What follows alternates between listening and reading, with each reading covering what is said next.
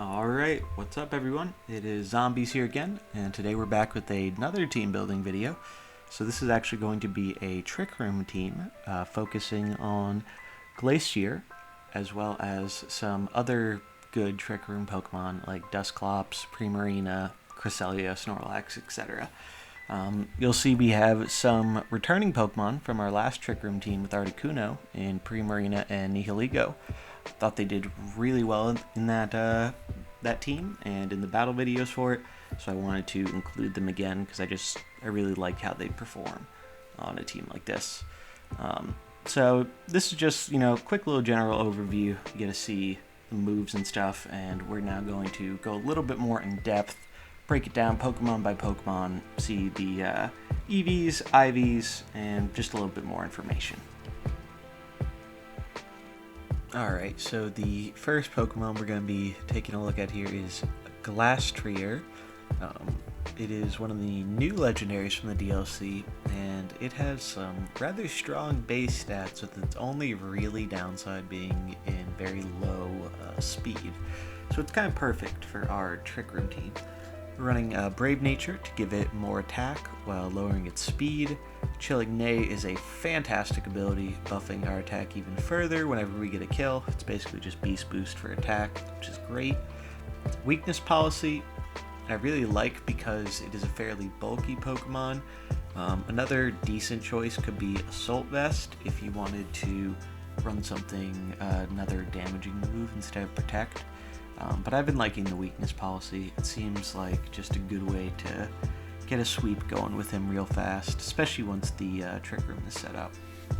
So for moves, we're rocking High Horsepower for some solid ground coverage, Close Combat for that real high damaging fighting move, Icicle Crash just for solid, probably the highest physical damaging ice attack, and then Protect, mainly just there for possible Dynamax stalling or making sure that we survive our first hit or don't take any damage from our first hit while we're trying to set up the Trick Room. Then for EVs, we've got 252 in HP, 252 in attack, and 4 in special defense. And the only IV you might want to really consider worrying about on this as a non-31 IV would probably be speed. And the main reason for that is because Glastrier is rather popular from what I've seen, so you really want to make sure you're running with the lowest speed possible, so that way during Trick Room you'll be able to outspeed opponents' Glastriers if they happen to be running anything higher than a 0 speed and speed reducing nature. Alright, next up we have Nihilgo, which is probably my favorite Ultra Beast. We featured him in the Articuno Trick Room team, and he did great there, so we're going to be bringing him back again here. We are rocking Quiet to get that special attack boost while lowering our speed, because he has pretty high base speed that we want to get down. Beast Boost, fantastic ability that just kind of helps give him some sweeping potential, even though it's not really our intended use for him. And then Focus Sash has been a fantastic item. It is just so clutch because due to Nihilgo's unique typing of Rock Poison, it is very vulnerable to ground attacks. So that has been an absolute must in my opinion, ensuring that it sticks around to get a Trick Room off. And with Ally Switch, it's just fantastic because you can get the Sash proc, survive at 1 HP.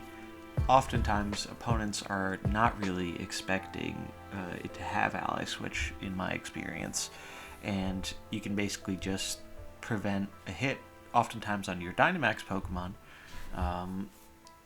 from their Dynamax Pokemon, if you're both Dynamaxed, and have them basically waste a move killing a Pokemon with 1 HP.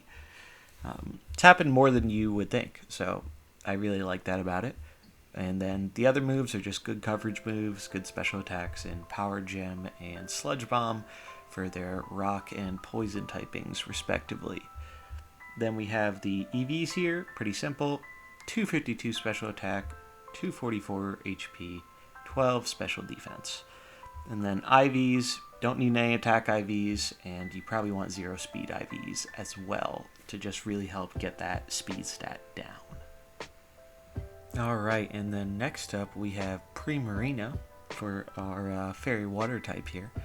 Also rocking a quiet nature, get that special attack boost while keeping the speed down. Liquid Voice is an incredible hidden ability which gives our Hyper Voice, changes it to a water attack and also ups the damage. And since it hits both opponents, it's real nice. Life Orb just to get a little bit of extra damage, even though Primarina already has a real high special attack. Then for moves, we're rocking Moonblast, Hyper Voice, Energy Ball, and Ice Beam. Just some good coverage moves.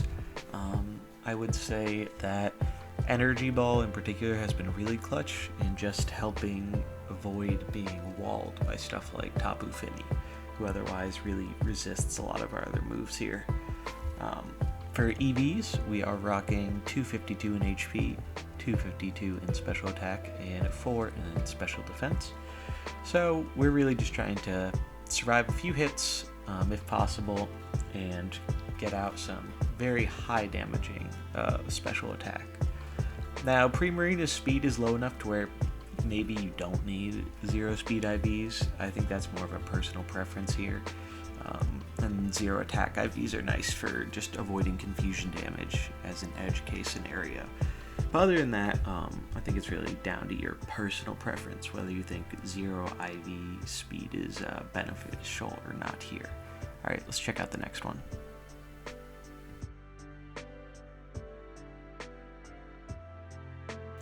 And now we have another one of our bulky Trick Room setters. This one is much more tanky than our other one. It's a bit more of a special offensive attacker. So we have Dustclops, and he is rocking a relaxed nature because this is a defensively focused Dustclops. Frisk is just good for seeing what your opponents are running. Can be pretty clutch to tell ahead of time if they're rocking something like a Focus Sash.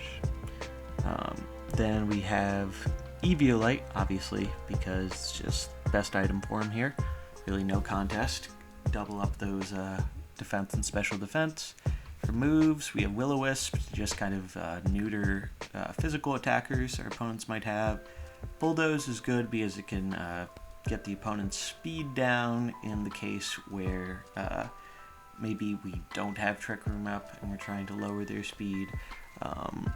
But Bulldoze really isn't used very much, and honestly, if you want a more reliable move for just chip damage, Nightshade is probably a better move there.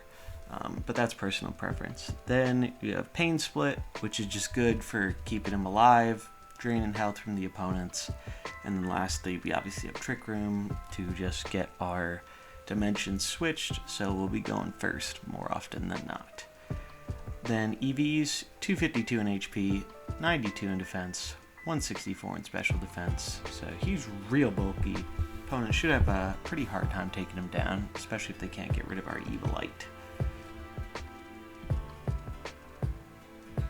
And then we have Cresselia, who is another bulky kind of wall here.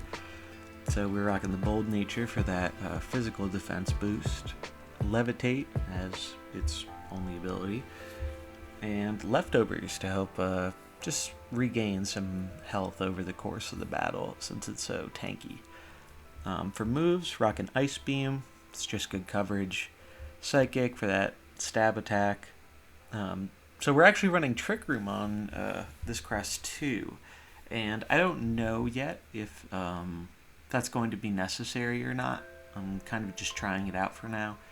One thing you could consider is maybe switching this out for something like Moonblast if you would rather have a little bit more coverage-wise. But for now I'm trying it out just so I have more options as potential Trick Room setters when I'm selecting my team for a battle. And then lastly we have Calm Mind, just basically if our opponent puts us in a position where we can really just wall their special attackers and set up, we can probably just run away with the game. And then EVs, 252 HP, 252 defense, 4 special attack, pretty self-explanatory there. Definitely more physically defensive, and then pretty much your call on 0 speed IVs or not. Cress has some higher base speed than some of our other Pokemon we're working with, but at the same time it's really not incredibly fast, so I think it doesn't matter a whole lot. But if you really want to guarantee you're going to be outspeeding Trick Room, you'll probably want 0 speed IVs. Last but not least, we have Snorlax, who is, kind of the classic slow Pokemon everyone remembers from Gen 1. He's also rocking the Brave Nature, get that attack up, speed down, running Gluttony so that he can eat his berry earlier, which combos very well with the fact that this is a G-Max Snorlax. And then we're obviously running a berry on him, the Figgy Berry, to help regain health here. So this is kind of a Curse-Lex set. We're running Double Edge as our damaging normal move. Curse, just so we can set up if our opponent puts us in a position where that is a good move. Steel Roller, just for good coverage against fairies, mostly. And then lastly, we have Fire Punch, just to kind of help being walled from things like Ferrothorn or other grass or steel types, really. Then EVs, we've got 252 in attack, because we really want to get out as much damage as we can with this Snorlax. And 220 in defense and 36 in HP. And Snorlax also has a rather low base speed, and then especially when you combine that with our speed reducing nature, I don't think it really matters a whole lot here for your IVs if it's 0 or 31. If you want to be extra careful and make sure you're going to outspeed and Trick Room, probably want the 0, but I don't think it's something you're going to have to worry about a ton. And so that's the last Pokemon on our team here, so now we're going to move on over to the wrap-up. Alright, and now that brings us to the wrap-up. So here we have the rental code for anyone who wants to download the team and try it out for themselves. I'm going to be hopefully having a battle video coming up for this team tomorrow, so you can get an idea of how to play it, how it does, what it's good against, what it's not good against, so on and so forth. But overall, I like a lot of the Pokemon in here. I think they're all really solid, and I haven't really gotten a chance to use G-Max Snorlax since I think I used him quite a bit when I was playing during the first DLC release. But I haven't used him really at all since then, so I'm curious to see if he is still a good and viable choice with all the new and returning Pokemon that we got now in the Crown Tundra DLC. But that's gonna about wrap it up for this video. If you enjoyed it, please remember to give it a like if you liked it, subscribe if you have not already, and I will catch you guys in the next one. Peace.